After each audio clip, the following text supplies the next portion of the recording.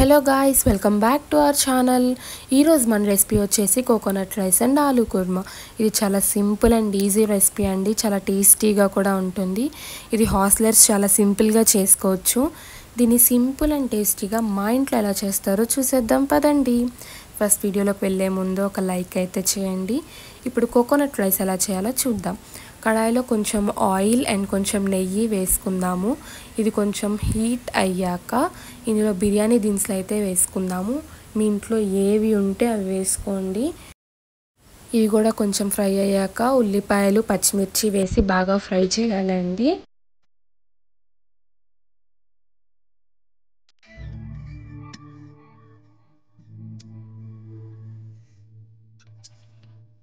ఇవి కూడా ఫ్రై అయ్యాక ఇప్పుడు మనం క్యారెట్ ముక్కలు వేసుకొని వాటిని కూడా కొంచెం ఫ్రై చేసుకుందామండి. క్యారెట్ ముక్కలు ఫ్రై అయ్యాక మేము ఇక్కడ 4 కప్స్ ఆఫ్ రైస్ తీసుకున్నాం కాబట్టి 8 కప్స్ కొబ్బరి పాలు తీసుకుంటున్నాము. ఆల్రెడీ మేము రైస్ కూడా ముందుగానే నానబెట్టేసుకున్నామండి, హాఫ్ అన్ అవర్ ముందు. ఇక్కడ మీరు నార్మల్ రైస్ కావాలంటే నార్మల్ రైస్ తీసుకోవచ్చు, బాస్మతి రైస్ కావాలంటే బాస్మతి రైస్ తీసుకోవచ్చు. మేము నార్మల్ రైస్ తీసుకుంటున్నామండి. ఇప్పుడు సాల్ట్ యాడ్ చేసుకోవాలి. ఇందులో మీ టేస్ట్కి సరిపడా సాల్ట్ యాడ్ చేసుకోండి.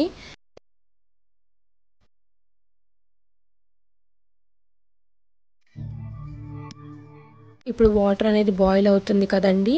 ఇప్పుడు ఇందులో రైస్ యాడ్ చేసుకుందాము మనం.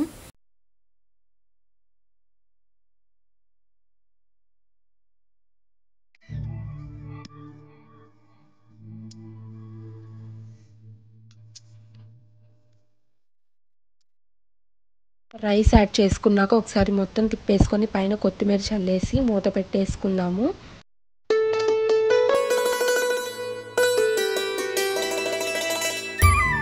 చూసారు కదండి, రైస్ అయితే ఎంత బాగుందో, చూడటానికి కలర్ఫుల్గా కనిపిస్తుందండి. చాలా సింపుల్ అండ్ ఈజీ రెసిపీ అండి, చాలా తొందరగా అయిపోతుంది.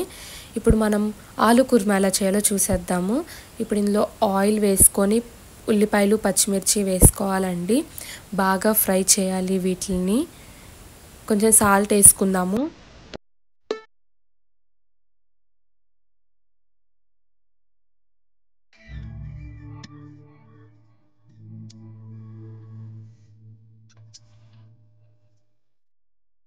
అవి ఫ్రై అయ్యే గ్యాప్లో ఇప్పుడు మనం ఆల్రెడీ బాయిల్ చేసుకున్న పొటాటోస్ని స్మాష్ చేసుకుందామండి. తర్వాత కర్రీలో మనం కొంచెం కరివేపాకు కొత్తిమీర యాడ్ చేసుకొని కలిపేసుకుందాము. ఇవి ఫ్రై అయ్యేంత వరకు వేయించుకోవాలండి.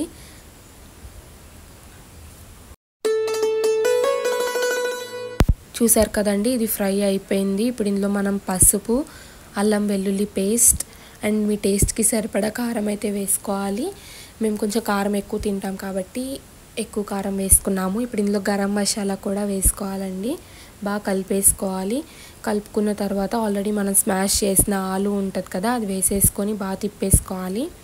ఇప్పుడు ఏంటంటే మనం కొంచెం కొబ్బరి పేస్ట్ అండ్ పెరుగు వేసుకుందామండి.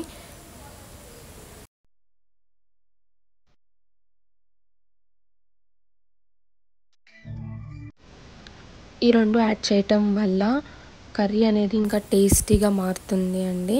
కాసేపు ఇలానే కొంచెం సేపు ఫ్రై చేసుకుందాము, వాటర్ ఏం యాడ్ చేసుకోకుండా. ఇప్పుడు ఇందులో మనం సాల్ట్ వేసుకుందామండి, టేస్ట్కి సరిపడా. ఒకసారి కలిపేసుకొని ఇందులో వాటర్ కూడా యాడ్ చేసేసుకుందాం. ఇప్పుడు ఇది కొంచెం బాయిల్ అయితే సరిపోతుందండి, ఎందుకంటే ఆల్రెడీ మనం పొటాటోస్ అనేది బాయిల్ చేసేసుకున్నాం కాబట్టి తొందరగానే ఉడికిపోతుంది. అంతే అండి, చాలా సింపుల్ అండ్ ఈజీ అండి, తొందరగా అయిపోతుంది. ఆఫీస్కి వెళ్ళే వాళ్ళకి కూడా చాలా సింపుల్గా చేసేసుకోవచ్చు. ఓకే అండి, మా వీడియో కనుక నచ్చినట్లయితే లైక్ చేయండి, షేర్ చేయండి.